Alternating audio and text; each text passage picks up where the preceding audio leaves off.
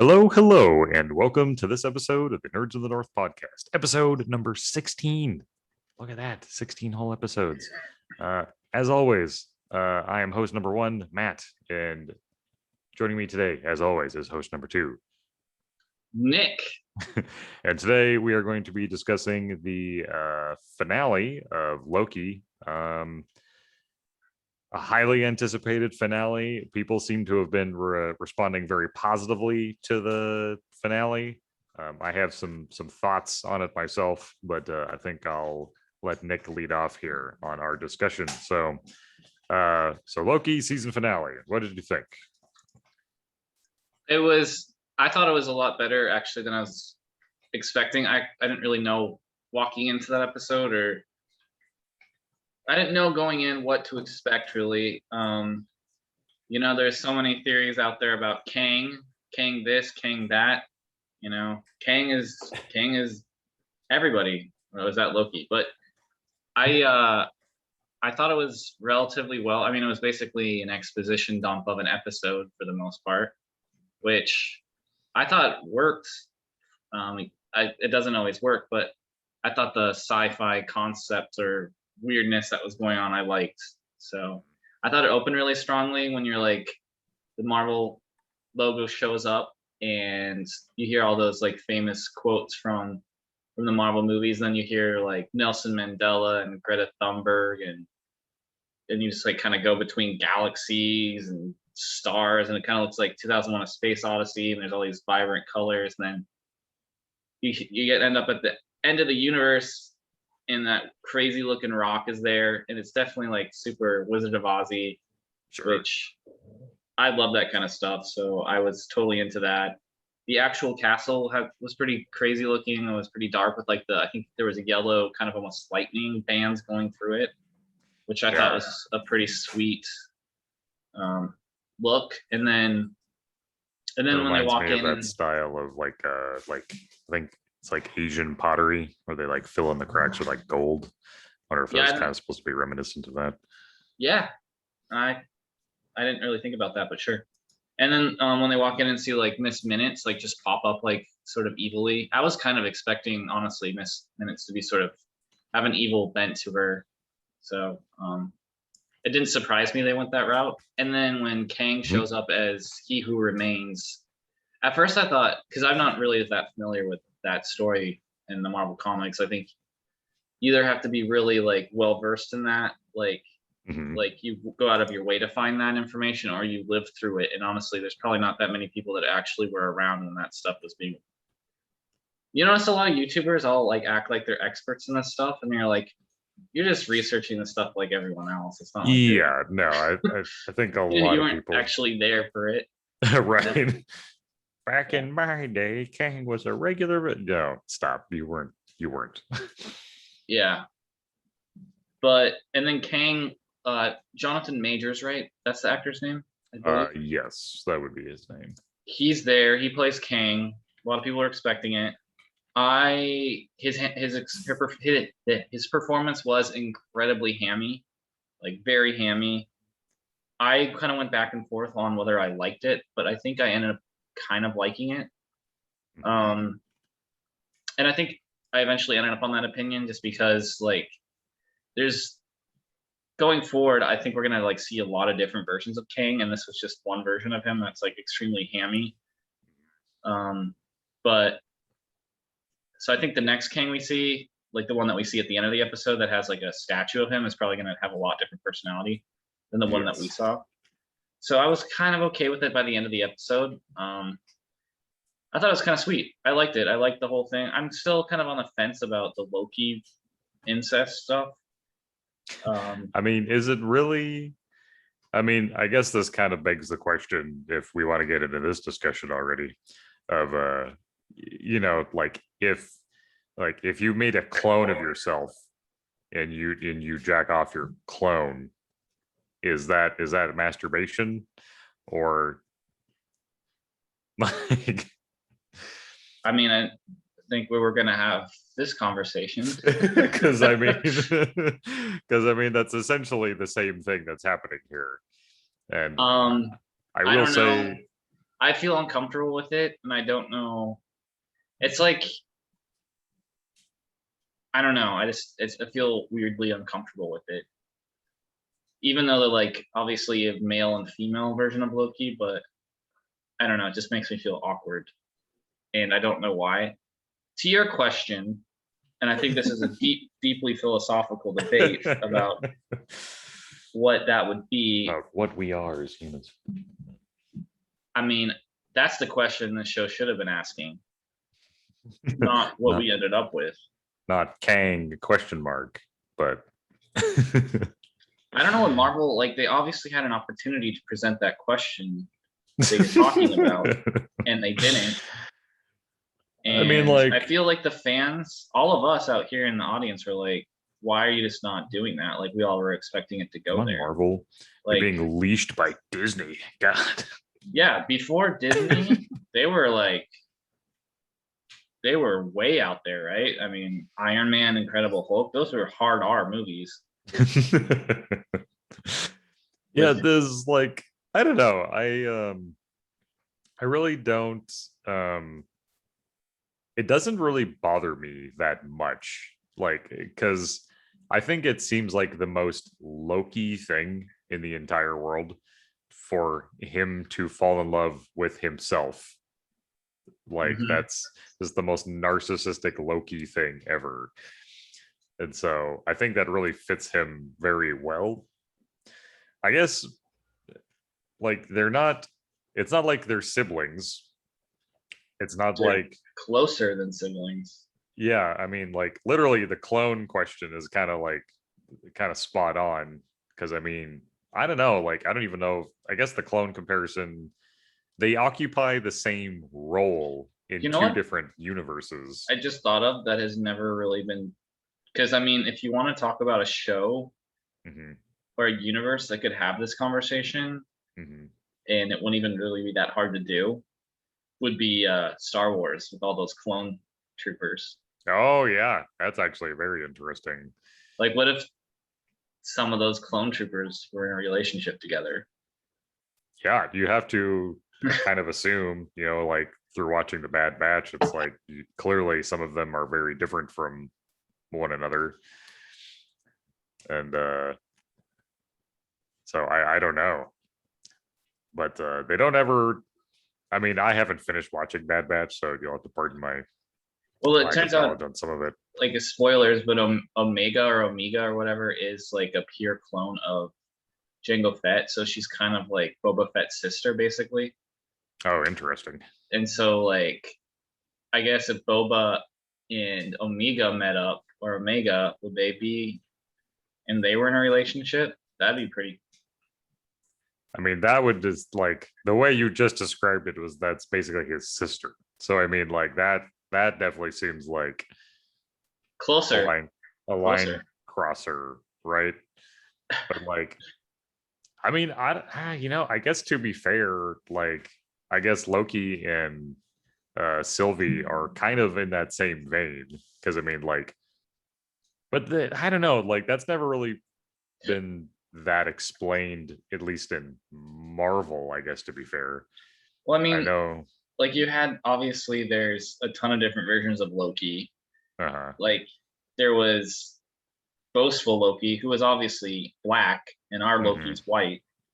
So just because they're both Lokis doesn't necessarily mean they're like genetically identical. Yeah, because I was gonna say, I'm pretty sure in I think it's an Injustice, like that series from DC.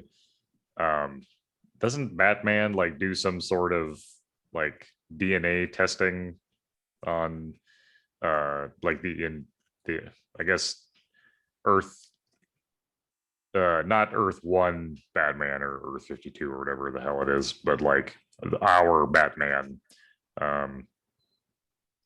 when they meet with the Injustice League Batman, he like does some sort of testing to like verify that they are who they say they are, and like their genetics line up exactly with his versions of the characters. I know it's kind of a reach, but like, in that context, I would be led to believe that they would be genetically identical. But yeah, like you're offering good points, and that, like, clearly, like, there's like some ancestry differences happening, or just like how the worlds are. um we have no idea even what Odin and his wife, Loki and Thor's mother, look like, from where Sylvie's from. We don't even know anything about her Thor, if she has a Thor. Well, I know like Marvel has a concept of like Nexus characters or Nexus beings. Mm-hmm. So they're like the same across the multiverse, which apparently like Wanda is one of those multi or Nexus beings. But I think like other characters like Loki, for instance, or Spider-Man or Thor, they can have different versions of themselves in different multiverse in different universes or different timelines or different whatever they are.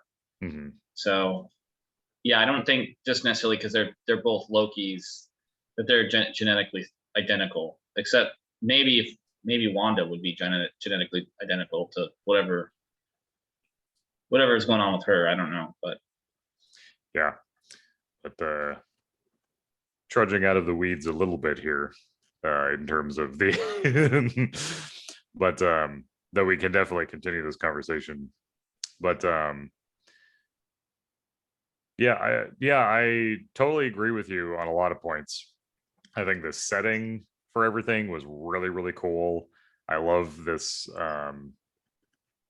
like this kind of very interesting mashing of like kind of more fantasy elements with Loki and his powers, and same with Sylvie, with this like very hardcore sci-fi aesthetic, especially this sci-fi aesthetic that's definitely like very retro in a lot of ways. It reminds me a lot of like the Fallout universe, with video games, like just aesthetically speaking. But the setting was really cool. All the performances were really great. Yeah, I agree that, I mean, all the people that were vouching for Kang to be the next, big bad, like they got a huge payoff in this episode, or in that finale, because there were people up to the very end, like myself included, that were like, I just don't know if they're going to do Kang or not. And then the moment that He Who Remains said that he was from, like, I think he said he was from the 31st century, I was like, yep, it's Kang. It's definitely Kang.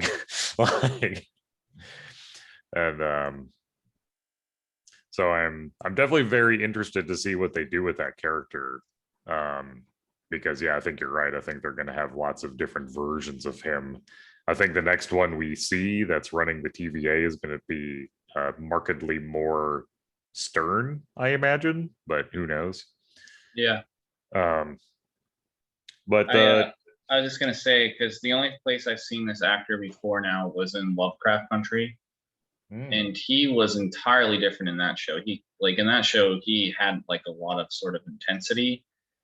This one he had it, but it wasn't near that level. So sure, I think he can pull off the intensity for sure.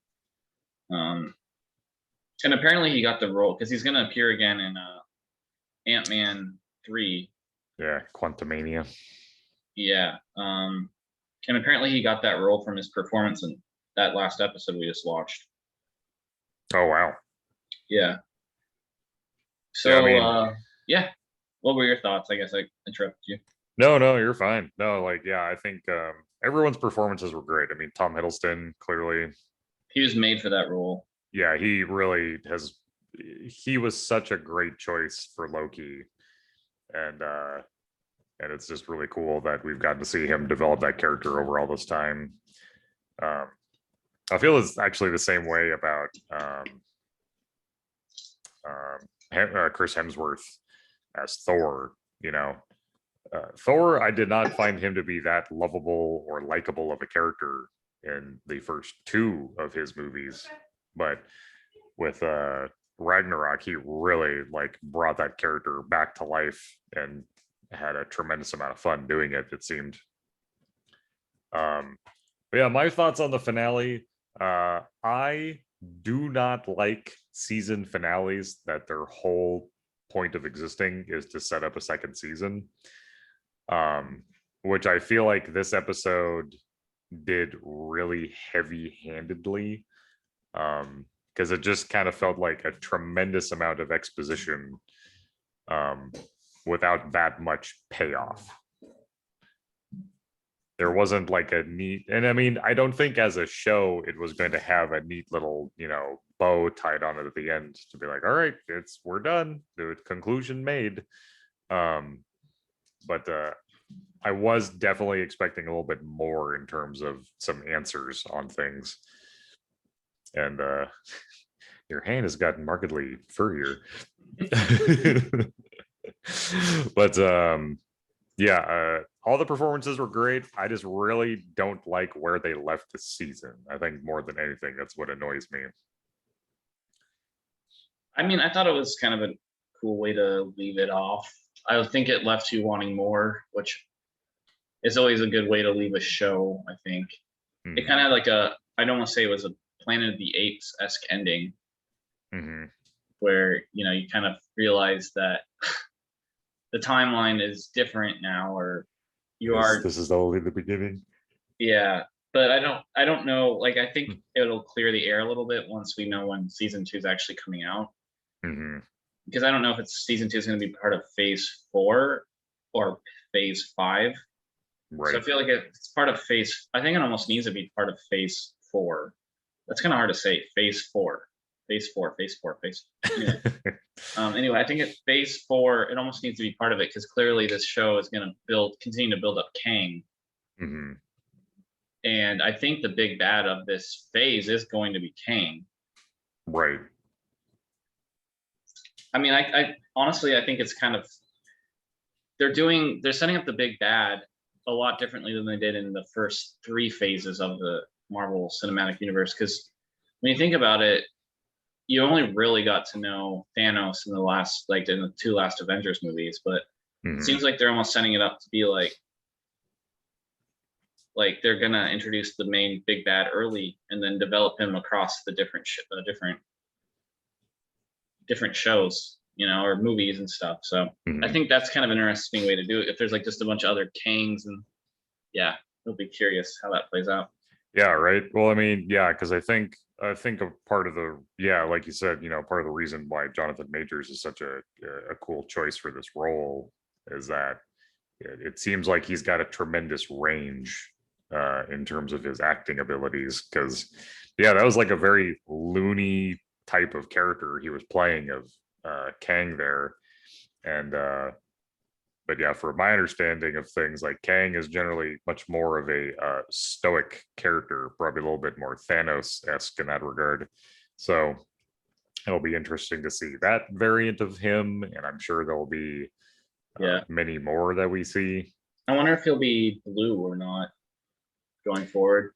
I was really happy in seeing it, upon learning that was really Kang, that they didn't go with the blue aesthetic, because I think it would have been a little too similar to Thanos having 2 like blue purple skinned villains, one right after the other. Like the only thing that would have been different between the 2 of them is that Kang is Kang, or as he is as far as I'm aware that he's known, Nathaniel Richards, is human. He's just a guy being a dude. I guess there's a ton of different Kangs out there. Like, even in the Marvel comics, like he's gone by a bunch of different names, and there's been a bunch of different versions of him. So I think one of the other ones is Richard Timely, or his last name's Timely or something like that. And I guess when we are in the Principal Renslayer's office, you actually see that name on the wall. So it's possible that she actually had a relationship with one of the other versions of Kang before this started. Because we don't really know what happened to her either. She just kind of walked off or went off. So yeah, she said she was looking for free will. Yeah. Yeah, well, she said the only one that had free will was the person that controls, or who's up top, or who's controlling everything. Mhm. And so she said she's searching for free will, which makes it seem like she's searching for whoever controls everything, Right. which to me sounds like it's probably Kang. Right. I would assume so. But I Yeah, mean, she had the opportunity, I guess, to go meet Kang, but yeah. conveniently pushed out of that. But So, like, what was your overall thoughts of this finale, and what was your overall thoughts? Well, let's first start. What would you grade the episode? What was your final thoughts on the episode? the episode itself, if I'm gonna use like a 10 number scale, uh I would probably 10 being highest or best marks and one being lowest. We're going OnlyFans right now, Matt. I'm gonna take Yeah. this off. I'm getting way too hot.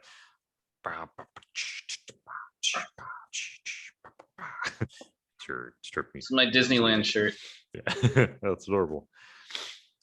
I think I would give the episode I'd give it a 7 out of 10. Hmm. But I think I'd give the show itself like a strong 8.5, 9 out of 10. Interesting. Yeah, I thought that last episode was really great for a lot of reasons, but I just really feel like we and I think maybe a big part of it too, because I remember I've never felt the same about Star-Lord since he royally cocked up the entire universe to get a few punches in on Thanos in Infinity War. That moment for me, in him doing that, just totally kind of killed that character for me. I've just looked at him as more of a bumbling fool even more than he was before. Um, and I'm kind of looking at Sylvie a little bit that way now, because she was just so hell bent on revenge that she was willing to, not only like forsake, what could be to only a friendship, but also a relationship with Loki, just to, to kill Kang, this person that she didn't even really know she was after until just that moment. Um, and despite all of the warnings and all of the kind of evident reason for her to not kill Kang, she did it anyway. And something about that like belligerentness uh made me not respect her very much as a character. So she and Star-Lord are kind of in the same bin for me. But yeah, overall I thought it was a great episode, and I thought the show was really great. I still think WandaVision is just like the top of the charts for me in terms of quality. But I definitely liked Loki better than I did Falcon and the Winter Soldier. Hmm. Hmm. But what about yourself? As far as the episode's concerned, I thought it was a pretty strong way to end the season. I mean, I was kind of on my. I think it was probably the best episode since the season premiere. I really liked the season premiere a lot. I know a lot of people didn't, but I really liked it. I thought it had like definitely like a Brazil sort of feeling to it, and I really the movie, not the country. And so I really dug it. I thought the premiere was really cool. This one was, totally different than anything that has come before it. I thought it definitely had like a Wizard of Oz sort of feel, like who's the man behind the curtain, which I love that kind of stuff. So this episode was definitely something I would design for me that I would like. I think they did this like the fight between the Lokis, which we haven't really mentioned. I thought was designed to be pretty heartbreaking. I don't think I really got enough time to really invest in that relationship where I was like terrified of the outcome. I do think it had sort of like I don't see the show get brought up very much with this book series, but it has kind of like a His Dark Material sort of aspect to it to me, where like two different characters from different universes kind of meet up. I would like to explore that a little bit more. I don't know if you ever read that series or watched the HBO show, Matt. His Dark Materials. It sounds really Yeah. familiar. It's been a little while since I've read the books. I did watch the HBO first season of the HBO BBC series. I wasn't like in love with it, and I heard the second season is a lot better. But main character is Lyra. What it's mostly known for is that big polar bear.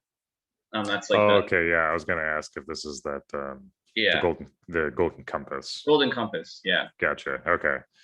And I think that that book series is worth bringing up in the same breath as Loki, because I do think they're kind of playing with similar concepts, and I'd like to see that explored a little bit more, because I do kind of feel like Loki and Loki are sort of like star-crossed lovers that will, I feel, ultimately have like a tragic ending beyond just this episode, where like they're separated by time and space and can never meet again. But overall, this episode I thought was pretty strong. I thought it was very exposition heavy, which was fine. Like sometimes exposition works for me, sometimes it doesn't. This worked for me. So I would give this episode probably an 8.5 out of 10. Similar to maybe what you would give the entire show.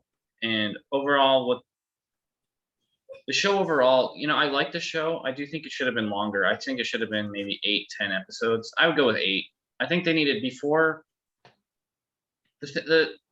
I think like we needed a few episodes with just Loki and Mobius hanging out and just like getting to know each other and going on zany adventures. And then we should have dropped the ball with Loki running off with the other Loki. I think they should have set up like the evil Loki thing more, and then turns out she's not evil and she has this whole backstory. At least one more episode. I think it would have been better as a 7-episode series. I mean, WandaVision was 9, for what it's worth.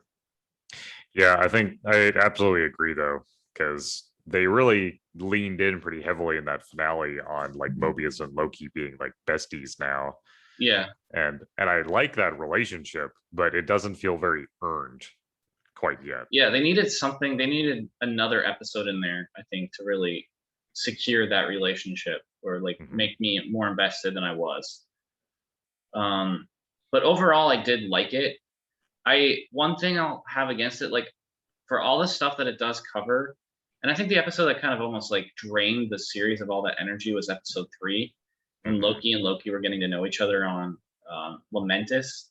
Yeah. But it didn't have that. I was expecting more like kind of more energy, and it did have some of that, but I kind of wanted that sort of zany energy that like a show like maybe Rick and Morty or Doctor Who has. And it did have it a little bit, but I was kind of expecting more of that. And maybe that's just my own issue, getting my expectations up for something that it never was intended to be.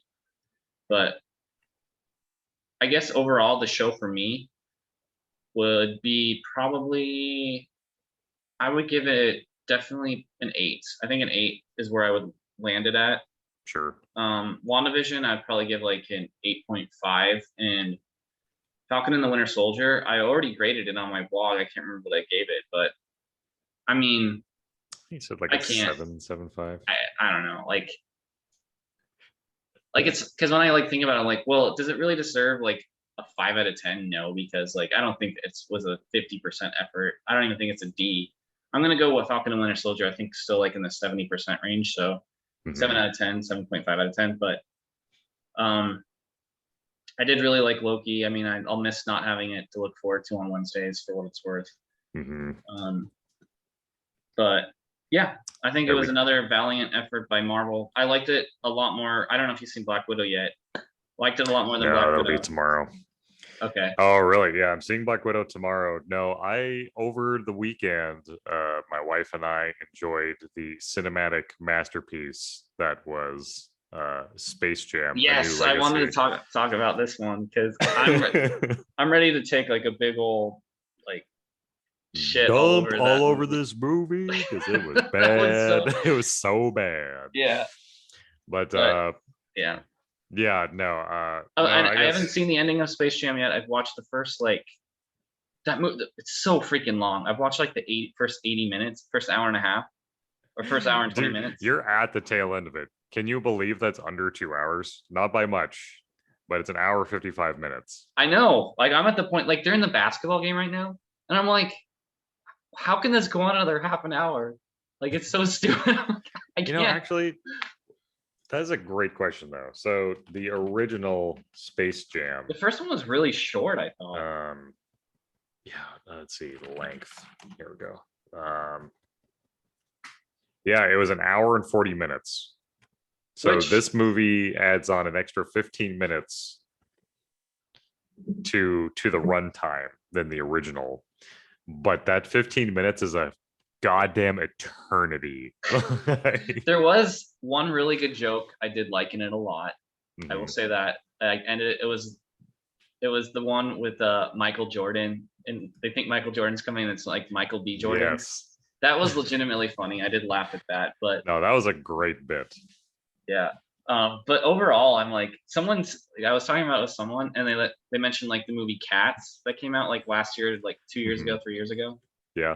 and like how awful that movie was. When I tried to watch that movie, literally I couldn't get past 10, 15 minutes in that film. It was that bad. This movie isn't like this movie is like not quite on that level, but it's pretty close to being just god awful. Mhm. Well, I mean, it's reference after reference after reference after reference. Like I had heard a little bit about people talking about how reference heavy that movie was. I was like, oh, I mean, surely it can't be that bad, right? But like, they're just like, you're gonna see every fucking Warner Brothers property in this goddamn movie, and you're gonna fucking like it. Like Yeah, they were jamming it down your throats. yeah, it was pretty insane. I don't know. I don't hate the referencing. I don't hate that kind of stuff. Like it is totally corporate. Mhm. I just I just didn't buy the Looney Tunes. I wasn't vibing with the Looney Tunes in this one. Like they just didn't seem like themselves or something. I couldn't quite place it, but Well, I I kind of think what yeah like yeah go on. I think what ultimately annoyed me a lot, like from the get go, was that I mean, for anyone who hasn't seen a Space Jam: A New Legacy Yeah, or isn't familiar with the property, Space Jam as a series is yeah, it's very essentially, highbrow stuff. yeah, it's incredibly highbrow. Uh, Typically, it's a basketball player who plays basketball with the Looney Tunes. That's kind of the whole freaking thing. And the original came out, geez, when did it come out? I'm gonna guess 1999. 1997. So it Okay. came out in 1997 and was, I mean, I think most people would say in our age bracket anyway that it's kind of a cult classic. Like it's one of those movies that was really good. Um, and I don't think it was because it was like a fantastic movie. I think it just was a lot of fun and very different. You know, it had like, you know, Who Framed Roger Rabbit vibes, but like a little more modern.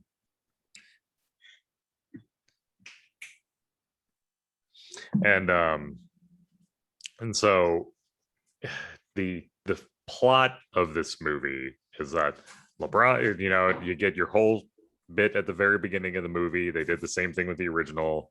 That you know, Michael Jordan's got his B-roll of how cool and awesome of a basketball player he is. Same thing happens with LeBron, Except they and keep calling him King over and yes, over and over again. I'm like, they keep calling him what the King heck? James, and I was I'm getting not. annoyed. Like, say it once. Why do I have to keep getting reminded like this guy getting called King all the time? I'm like, calm the hell down. I know they're like, Like, and I I would really be embarrassed if people call me King Nick. I'd be like, please stop. Like, I don't please want to stop, hear that ever. please stop that I am not a immediately. king, I don't know. Like, I don't care how good I am at basketball or whatever people think I'm good at, but Yeah, I don't it's know. I think there's a really, certain level of hubris with that, I guess. I don't know. yeah, I couldn't do like that. and it definitely seems to be a title that is forced on LeBron throughout the course of the movie because He it calls himself king a few times, I think.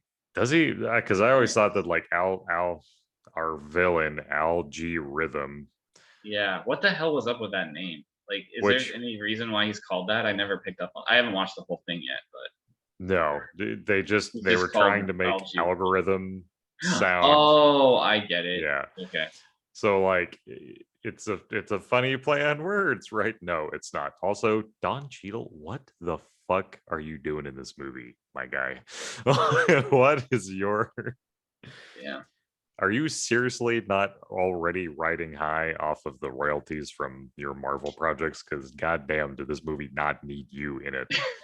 Like, and I like Don Cheadle, but damn, like, but yeah, the whole plot of the movie is LeBron. He has two sons, and one of them's really good at sports, like playing basketball, and the other is has the potential to be really good at sports, but he wants to play video games He and wants he to wants make video to games. make video games.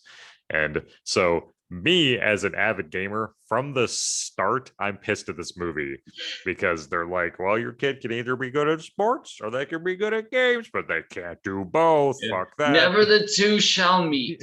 Right. And I'm just like, kind of message is this movie sending to children?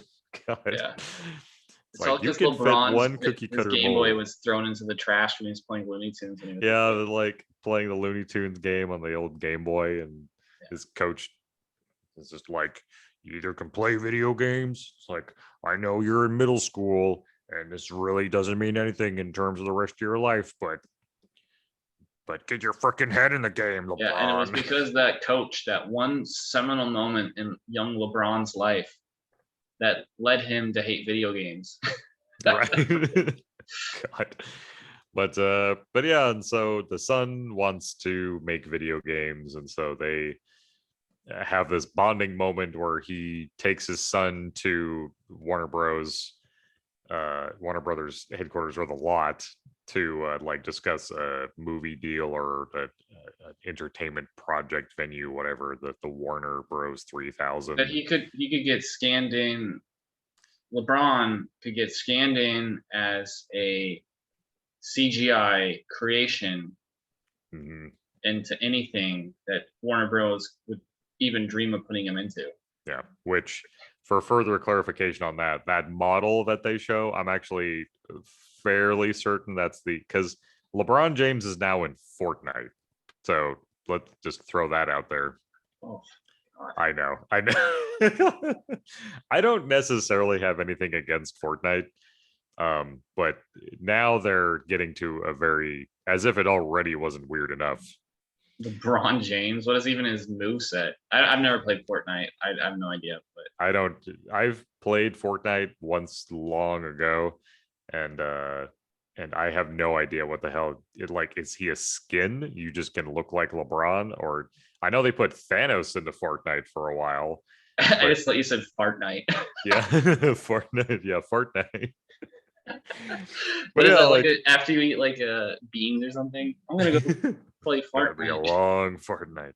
I'm gonna be, or is like a Fortnite, except you are farting for 2 weeks straight. I kind of want to do that. I wish I could say that now to someone because that's funny. But they'd have to know what Fortnite was. So. Which, I mean, if you're talking to someone who's like 12, works.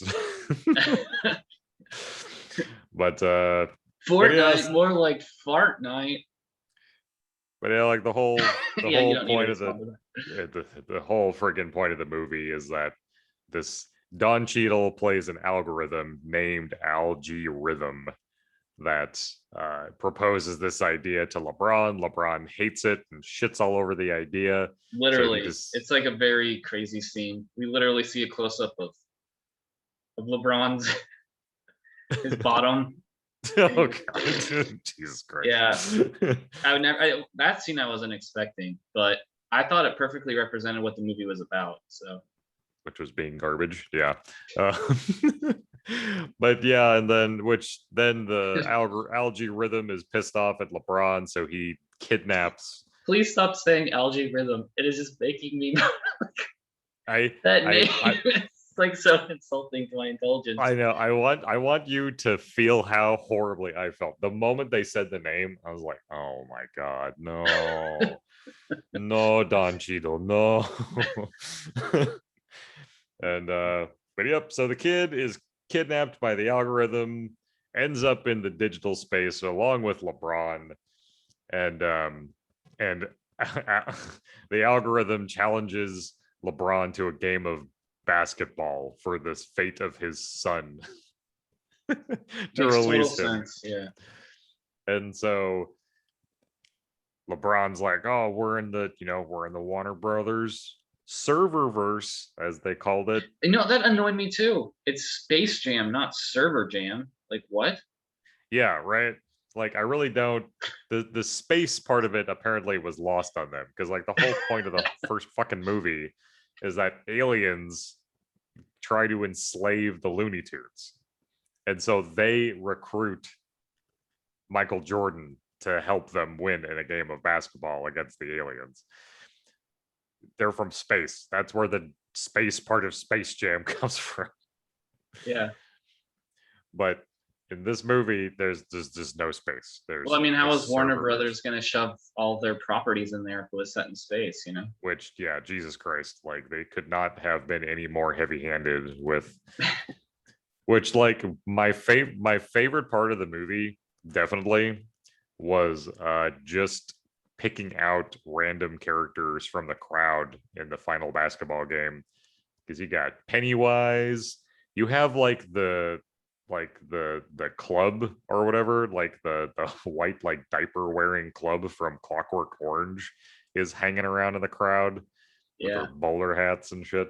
I heard some criticism about that. It's like, well, they took out Pepe Le Pew because of like Yes. toxic masculinity or whatever they say it is, but like but they leave in freaking Pennywise and like like the droogs from freaking A Clockwork Orange that literally like assaulted women in that movie. A clown that what? literally eats children gets a pass, but but yeah, Pepe Le Pew, he's not appropriate. So confused by Warner Brothers. I don't understand. I mean, I really don't get it either. Like the whole plot of the movie is fucking dumb in the first place, because let's be real. Well, I mean, the Space Jam was like, I love Space Jam. Like, I think I have like good memories associated with it. Mm-hmm. No one's gonna argue that's like a great movie, or the plot wasn't just like some like corporately produced like way to get like Michael Jordan in a game with a bunch of Looney Tunes. Like, no one's gonna debate that. Like, it wasn't right. It had like any real like super artistic merit, but this movie, I think, was so much worse in that regard. Like, it was just like there was no hiding it. Like, this movie was a commercial. Oh, 100%. Yeah, it was just like it was a cash grab for just shoving as many properties in your face in a concentrated fashion all at freaking once. That's all this was. And it was an orgy. Yeah, it was. It was just shoving, like they were salivating at the mouth. Fucking, oh, let's put Daffy Duck in a Superman costume. Oh yeah, they wanted to get that DC universe in there. Holy shit! Super excited about that. Well, and like the Game of Thrones things made me laugh, just because like that series did not leave like a good taste in anyone's mouth with its departure from television. It's like, because if everyone remembers, everyone hated season 8 and they hated how the show ended. I'm more just offended by Bran the Broken. I think that's I'm fine with the way it ended. I think it ended a little too quickly, but we don't have to go down that no, we could talk about Bran the Broken that's freaking ridiculous. But yeah, just like, okay, so they had why didn't they recruit Bran the Broken for the team? Yeah, right. Well, that's like I like, oh yeah, actually no, I totally didn't get to one of my main gripes with this movie, is that Bugs Bunny is a fucking sad sack of shit in this movie because all of his friends left him behind. Yeah. So I just felt wrong. Something did not feel right about that character or any of the Looney Tunes. It just didn't feel right. I don't know. Yeah. Honestly, like probably my favorite tune out of the whole squad was probably Lola. And I was fully prepared to like kind of hate on her design a little bit. Who voices her, right? Yes, I am quite aware of who voices Lola Bunny. But you're not allowed to talk about her on the podcast. So she well, there's some controversy about that character design too. You heard about that? Oh yeah, no, I am all too familiar with how I think we talked about it actually on an episode. Did we? Yeah, well, people were so pissed that they desexualized Lola Bunny from the first, because she's like as close as you can get to a bombshell bunny in that first movie, and they sex her up like crazy in that. And Yeah. and however you feel about that, one way or the other, that's how she was more or less introduced to the world. Yeah. So like my gripe with her design change was more of just like consistency more than anything. I don't give a shit about bunny tits. I'm sorry. That's just not that's not on my list of grievances.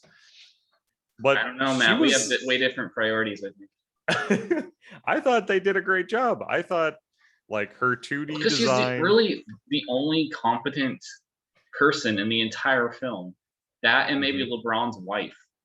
Yes. Is there any other competent people in that movie?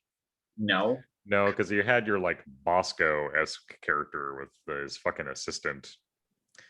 Who's like, I actually sure hate that they do that in like modern stuff. It's like the only competent people ever are like women, which is fine. Like I don't care, but like, can't there be like one competent guy?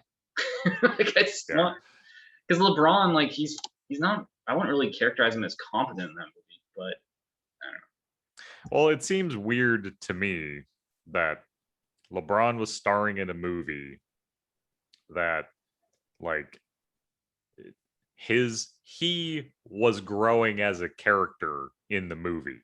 Like he's the hard ass dad at the beginning on his two sons and like wanting them to be, legendary basketball players or amazing basketball players. And like, but he's the one who's like learning to accept his sons for who they are. And that seems like a weird thing to do for a movie about you as a person and your children, which I have no idea if those are actually his children. They were. But like he's doing a caricature of himself. Whereas like the original movie, where the original Space Jam was just like, that was just Michael Jordan being Michael Jordan. Like, I don't necessarily think there was a character arc for Michael Jordan in that movie, right? I've heard like, I don't remember. It's been a long time since I've seen it. There probably was a little minor character arc because he was, because he's playing baseball and then like this got him to go back to play basketball. That was like his big like thing, I think. Like, I'm back in basketball. Well, not even really. Doesn't he like he gets dropped off at a baseball game at the end of the movie? I don't remember. All fucking suited up to play a game of baseball. You know who I thought I was going to be when Michael B. Jordan was coming? I thought they were going to bring back Bill Murray, but I was like, that would have been really funny. Yeah, but I did like that joke. It's like, why did you bring Michael B. Jordan? Why not Michael A. Jordan? Michael A. Jordan. That was actually really funny. No, I think oh god, yeah, just like it was just, I mean, I was fully aware of what this movie was going into it. It's just a cash grab because like I could be really off base here, but I don't think Looney Tunes is like a hot property anymore, right? Right. Actually, I kind of thought maybe I think almost they were like worried that Looney Tunes weren't going to draw enough people in. So that's why they were like putting all this other stuff into it. But yeah, and I don't think that, I think that shows like they were scared, and it shows they were scared of what they had. And if they had just gone with the Looney Tunes, because I felt like the Looney Tunes are almost an afterthought in their own movie. Yes. I don't like it.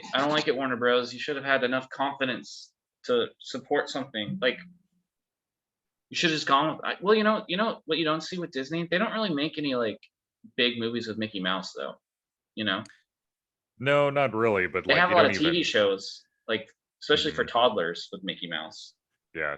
I think there's a lot of Mickey Mouse stuff getting put out in terms of like, kid shows and stuff. Yeah, but Warner Brothers doesn't really do that with their Looney Tunes IP though.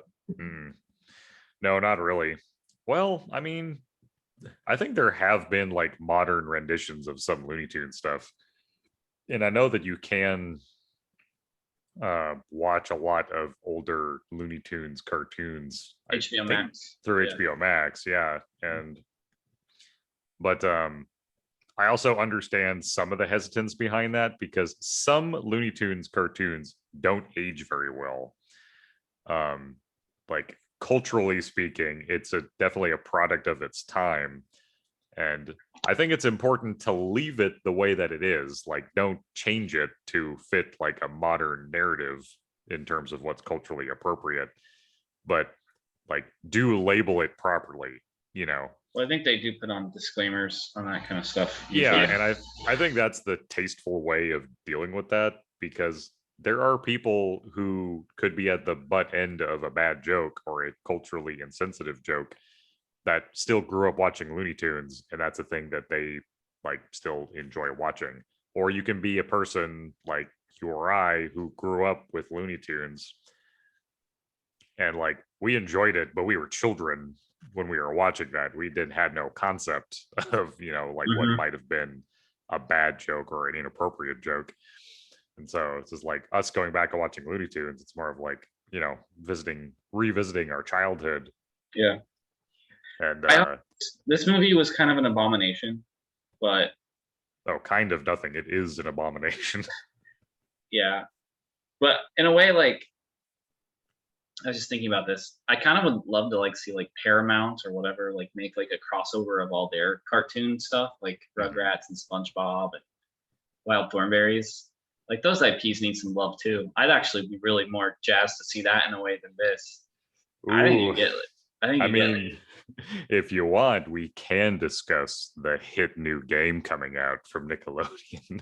Oh, like their Smash Brothers game that I was so confused. Like it's like the top of my Facebook feed. Like people are going wild over this Nickelodeon Super Smash Bros. I'm like, why? I don't understand. Like they've made these games in the past. Like I've seen like a Cartoon Network version of the same thing. Like what is like people getting excited about this? So I'm not gonna lie, I'm a little hyped for this game.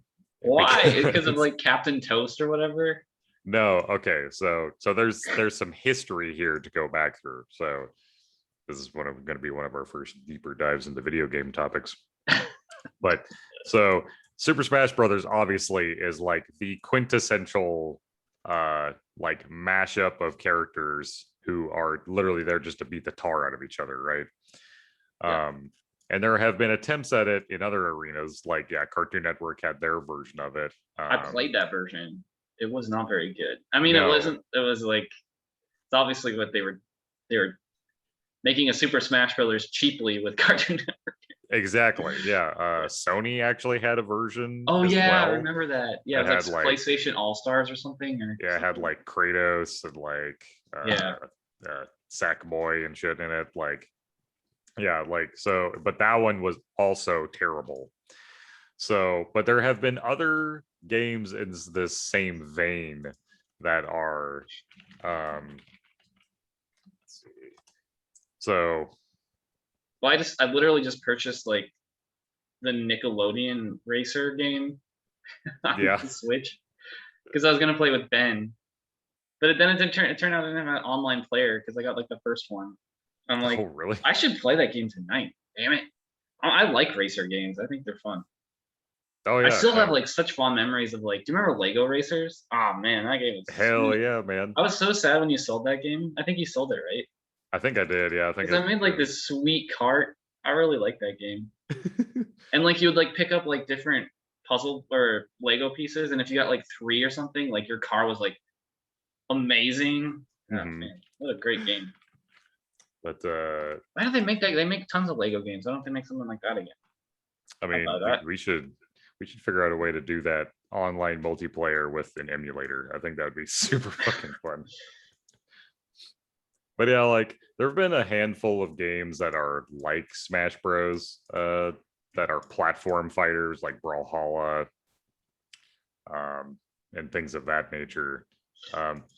The reason why a lot of people are kind of excited for this game is because the company that is working on it, they have a game under their belt that is that's a platform fighter that was actually like pretty good.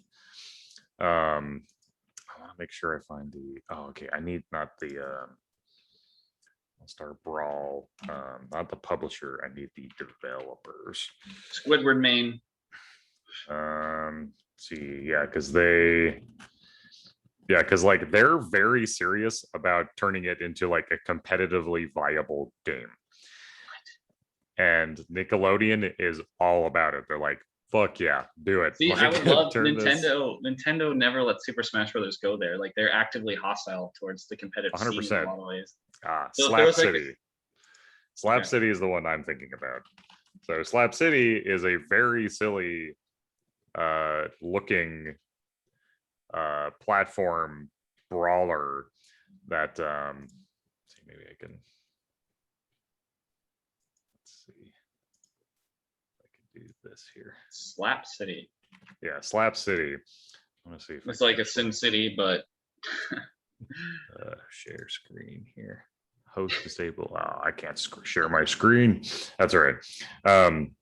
But yeah, like it's a super funny platform fighter, but like people actually really enjoyed it as a game, and it like doesn't look amazing, but definitely had like a lot of character. And the people who developed the game, which they let's see, what is the actual name of the developer? Ludosity. Developers Ludosity, Fair Play Labs, and the team behind G.I. Joe Operation Blackout. Interesting. But yeah, like they're the guys that are behind this Nickelodeon fighter. And so they have experience with doing a platform fighter game, and they're like actually going to try and make this a competitively viable thing. And in addition to that, there's also this feature. See, roll back. I just want to know what the characters are gonna. So I assume we're gonna have Patrick Star. If we don't, Yes.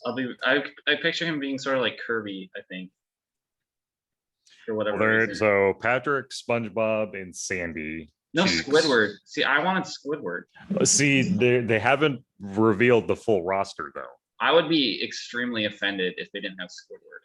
So the first character they actually show off in the trailer is Michelangelo, the Ninja Turtle, because technically the turtles are under the Nickelodeon banner, like which Paramount or something. Didn't really realize.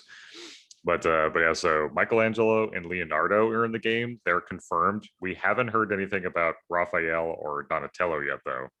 I'm sure they're in there. I mean, I can't imagine it. Like, really, they just have to switch the color of their bandana or whatever. But Powder Toast Man. That's what I was thinking of from Ren and Stimpy.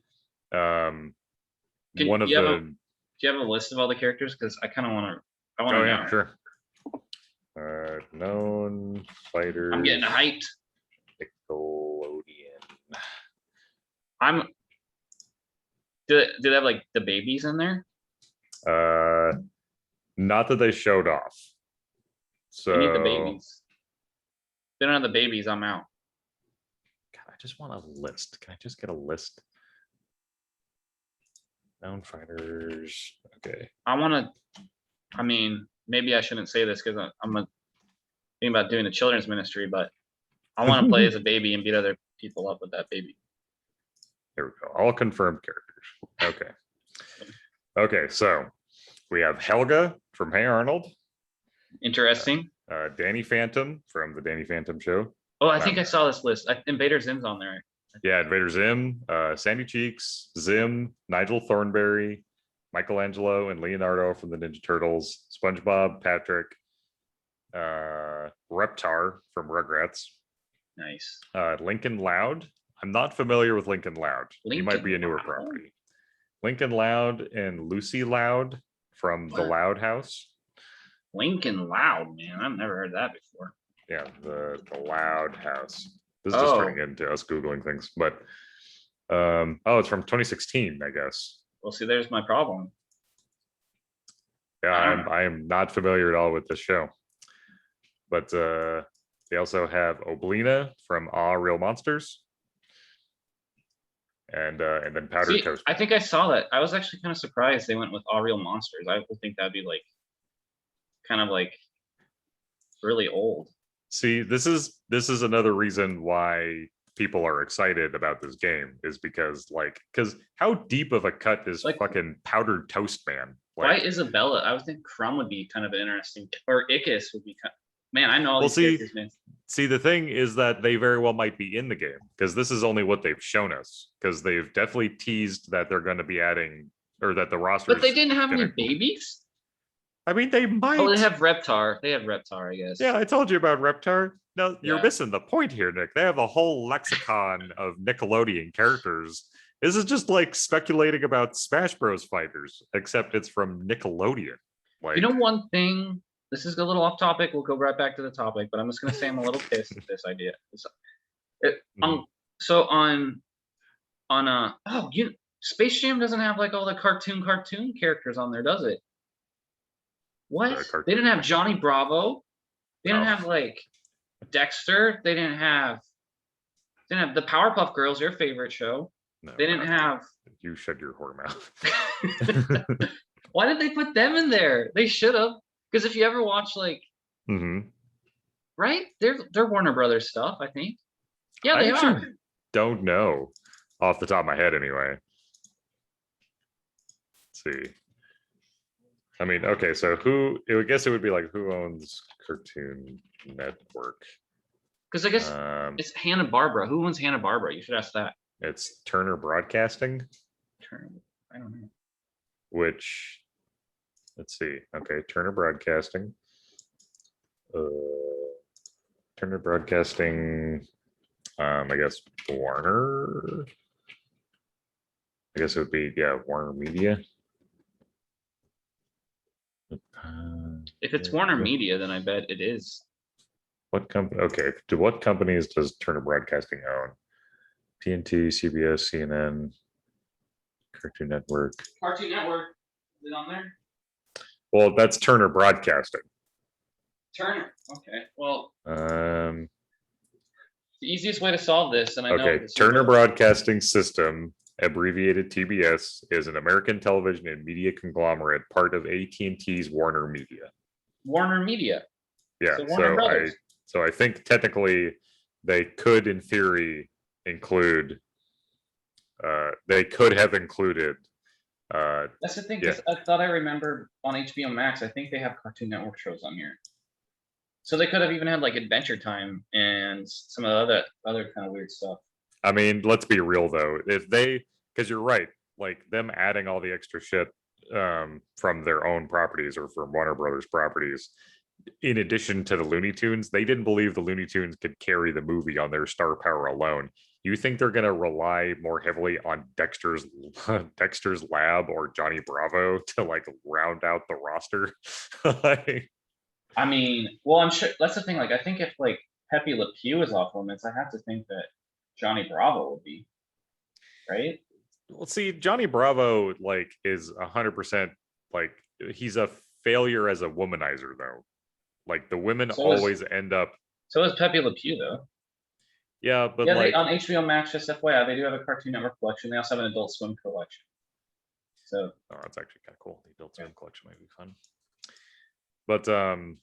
But yeah, like ultimately, I don't think that they never had a chance to show up in the movie in the first place. Courage, well, with all the stuff in the background, like why not? Courage the Cowardly Dog. Mm-hmm. But what I was going to say initially, then we'll get back to what we were talking about. What were we even talking about? Oh, we were talking about how awesome a character Ickis would be in the Nickelodeon game. But they don't have some of this crazy crap that Cartoon Network used to have on. They don't have like Cow and Chicken. Do you remember that show? Like that devil used to walk on his butt. That was weird as hell. Like they don't have that on here. They don't have it, and they don't have like I Am Weasel. They do have Ed, Edd and Eddy, I believe. Ooh, that would be a good one to watch. But they don't have freaking Cow and Chicken, man. That show was weird. Is that show just like in the wasteland of history or what? Like anyway, I doubt they. I mean, I have no idea. I wasn't a huge watcher of Cow and Chicken back in the day. I mean, honestly, you weren't missing much. It was really strange, but they don't have Johnny Bravo on HBO Max, and I bet it's because of the same issue that Pepe Le Pew's run into. I bet you anything. See, I don't know. Like Johnny Bravo seems like a weird one to leave out, only because like I don't. He's largely harmless. He's an idiot. He never succeeds in anything in terms of like his in trying to be or get with women, and he's always punished in some way for it. Well, he's like a loser. Like he lives with his mom. Not that you're a loser if you live with your mom, but yeah. No, but like he's like some womanizer who lives with his mother. Like, how successful could you possibly be? It's like, oh yeah, come back to my place. Need to make sure my mom's not awake though.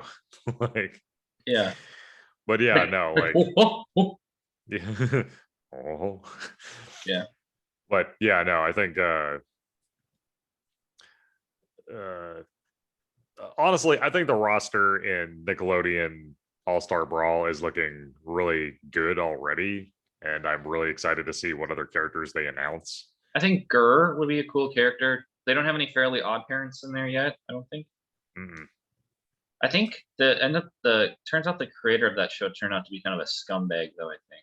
Right? Yes, Dan Harmon. Yeah. No, not Dan Harmon. Not Dan Harmon. Dan Harmon does Rick and Morty and Community. Oh wait, no, you're totally right. I'm an asshole. I'm mixing up names. It's a Dan name though, isn't it? Isn't his name Dan?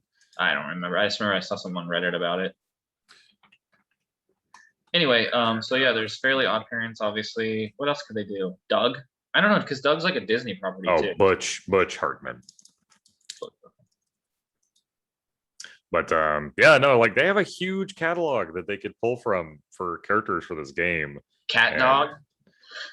Yeah, Cat Dog is a possibility. I mean, like the sky's the limit, and the fact, and that's like the developer essentially, asked like, hey, who can we put in this game? And in Nickelodeon, essentially it was just Carte like blanche. Anybody. You can put whoever the hell you want in this game. Angry Beavers. Yeah, like because you don't think like Nickelodeon isn't resting on its laurels waiting for their opportunity to bring Powdered Toast Man back. Like, yeah, I don't know. They brought iCarly back, right? So, but yeah, like, did you see that they made it? Patrick Star has his own show now. He has his own show now. No, I did not know that. Show. Yeah, I'm disappointed to hear this news, but yeah. But no, yeah, I'm excited. They're developers that are like clearly really passionate about the style of game. That's a Smash Bros type game, a platform fighter. They have knowledge of like older Nickelodeon properties. Like the stages by themselves look really, really cool. Like very loving recreations of like the worlds in which they come from. Oh man, dude, did you see this Camp Coral show? It's like a SpongeBob. No. Oh, sorry. Jimmy Neutron also is another option. Anyway. But yeah, I saw some exciting news that they could possibly put in the Avatar characters. Ooh, yeah, that's a cool idea. Yeah, that would be really cool. Rocket power. But yeah, Rocket. I mean, yeah, like they've definitely talked about wanting to do DLC packs like fighter passes, just like Smash Bros has done. This is fascinating, dude. I'm on Paramount Plus. They have like a CGI version of Rugrats now. What the hell? But yeah, I'm really curious about it because like one of the other things too is that the online functionality already from what they've been talking about probably like so much better than Super Smash Brothers. Exactly. Yeah, like the type of technology they're using. That's good though, because if Super Smash Bros. Actually has some actual freaking competition, maybe they'll freaking update their freaking online. Yeah, because they really truly need to up their game. Nintendo needs to learn what the hell the internet is and actually get their ass in gear. Dude, they have Little Bear on Paramount Plus. You remember the show? Yes, I remember. All right, let's wrap this shit up. No, sorry. I'm gonna turn this off. I'm way distracted. No, we're done. No, sorry. No, we're talking about seriously though, like it's crazy, man. Like I'm excited for this. But yeah. But no, I think that'll do for this episode of the Nerds of the North podcast. Do you have any passing thoughts you'd like to say on Loki or on on Loki Space Jam. Loki was a fine television program. I think it does have some repercussions for the greater MCU. Hmm. Much better than the Black Widow, which was not very good. Not very good. I don't mean to taint your opinion of that movie going in, but I didn't really care for it. Hmm. As far as Space Jam,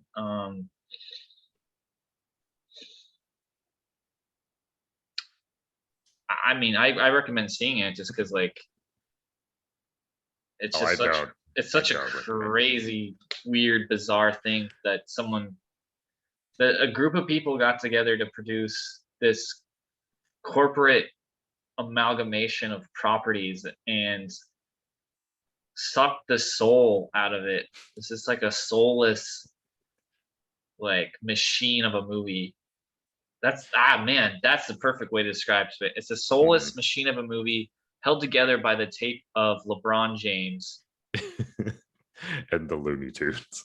And nah, man, Looney Tunes they barely even registered with me, but LeBron James, like King James. As far as this Nickelodeon game, when does it come out? I don't know if it necessarily has a full release date yet. Just later this year. And is it coming out on the Switch? It's coming out on everything: PC, Switch, Sony consoles, Microsoft consoles. Gotcha. Yeah, it's going to be kind of everywhere. The fact it's going to release on the Switch actually kind of surprises me because that's just Nintendo kind of being like, whatever. Yeah, you could be on our console. You won't touch Yeah. us. Well, I mean, like they also have they let all sorts of cart games on there too. You know, I think they put like that Nickelodeon cart game on there, obviously that I just Mhm. purchased for $7 or whatever it was. Yeah, but I mean, yeah, but those games are historically garbage, whereas this Yeah. one looks like it has the possibility, and it could be totally overhyped. But I'm I just think, fascinated. People are like, yes, Nickelodeon fighting game. I've been waiting for this. It's just, but well, I I mean, get the reasoning. I get the reasoning that it's like mhm. good studio, you know. But Yeah, it's a good studio, and yeah, because you're absolutely right. It's competition for Smash Brothers and for Nintendo to like actually have to make an effort, yeah, you know. But but yeah, no, yeah, I tend to agree. I think we agree pretty much on everything with the exception of Loki. Yeah, like I wasn't super hot on the finale. I think it was fine for what it was. But yeah, I'm not a huge fan of finales that are there basically to just set up for another season. And that's yeah. kind of entirely what this finale did. And so I'm kind of curious going into the show if they knew it was. I don't think they knew it was going to get a second season. I have no idea. It's probably not. I yeah, mean, but yeah, so Loki as a show overall, yeah, definitely give it like a strong like 8.5, 9 out of 10. Um, but yeah, the finale I'd give like a 7.5 or 7. But and then Space Jam, yeah, that's one big warm, fresh turd out of 10. And that's. I and feel like then you were kind of gentle the way you put that. I thought you were going to go like more. because it is a warm, fuzzy experience, much Do, like a turd might be. However, do you the know the truth of funny the thing about that film? It's hmm, like you see LeBron, he walks into that corporate boardroom or whatever the hell, mhm, and he's like, they show him like him getting sucked into or his character getting transformed into a CGI creation. He's like, this is stupid. I don't want anything to do with this. Goodbye. Like, right. wasn't he just talking about the entire movie? Like, what? Why did you? Were they trying to prove that thesis wrong? It They didn't turn out that essentially, way. yeah, he like went to this meeting of his own free will, and it's like, oh yeah, LeBron, it'll probably take like a day or so to probably like do these scans and everything. Too busy basketball. Like, oh, well, but LeBron, like this would make you Basketball. millions of dollars. No, basketball. Basketball. And the thing, like, we Okay, just talk about how his son like invented this like new technology where you can just like randomly scan people's bodies in with his phone, like right. amazingly. Like what? Well, our favorite character, Algae Rhythm, picked up on that right away to The other use thing for his own I wanted purposes. to crap on this movie about too Hmm. is the freaking basketball game. I hated it. Just play basketball. Why are we doing style points? I'm like, I don't know the free. Let at least a basketball game. You know the stakes. But when Mhm. like people are like just doing all this freaking stupid stuff on the court, it's like I don't like. Why do I care what's happening? Because I don't know who's gonna win. If some guy could just do like a random thing and get like 1 billion points, like Yeah, what the freak were they ultimately, thinking? I don't understand. well, it completely took this. It took out all of the like actual like potential drama there might have been. Yeah, I know. Yeah, because like if you had just had them play basketball, yeah, it would have been something where you're like, oh man, are they actually going to Yeah, lose? and they Like, did in the original. They just played mhm, basketball. yeah, but nope, they're just like, yeah, we're gonna essentially. I made this comparison to my wife. I look at this movie as like Warner Bros. Attempt at Fortnite, the movie, Yeah, because it's just chock full of things that like of just buzzwords and shows that people like oh, Harry Potter, Game of Thrones, Batman, oh my god, and then LeBron's there for some reason, and the Looney Tunes are there for some reason. Like, kids eat that shit up, man. Like, yeah. well, there's a reason why Fortnite is such a dominant force.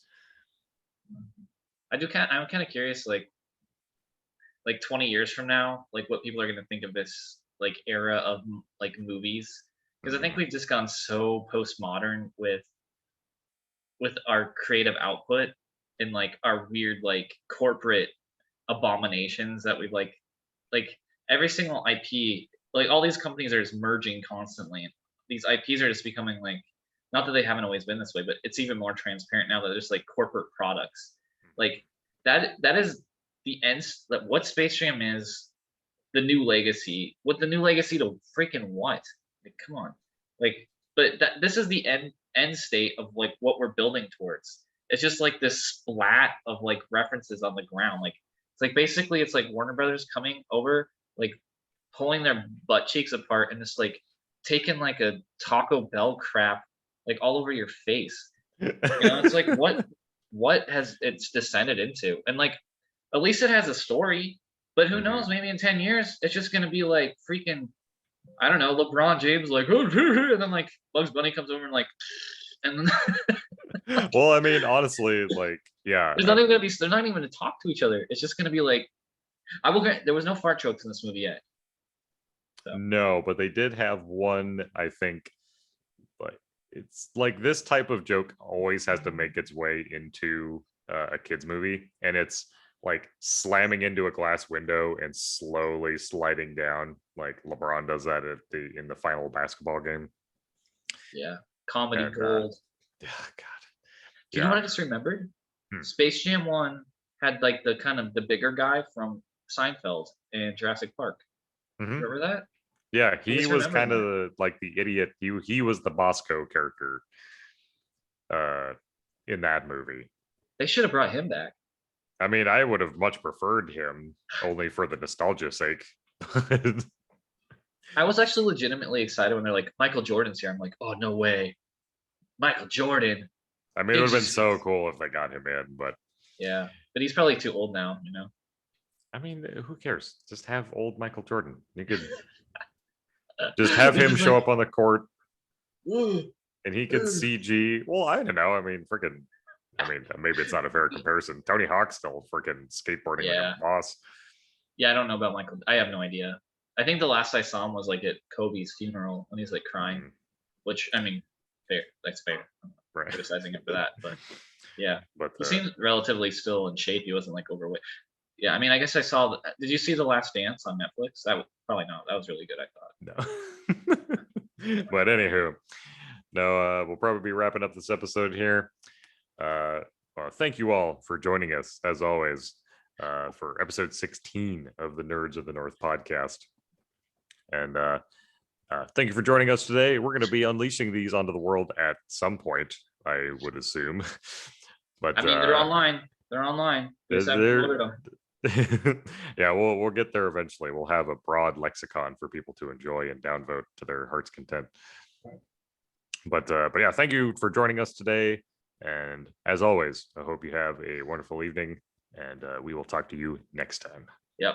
Goodbye, everyone. I'm sorry if I went off the rails a little bit there, but it is what it is, and we're just gonna roll with it. Rails would assume you were trained in the first place. You're off in New Zealand. Yeah. All right. Goodbye.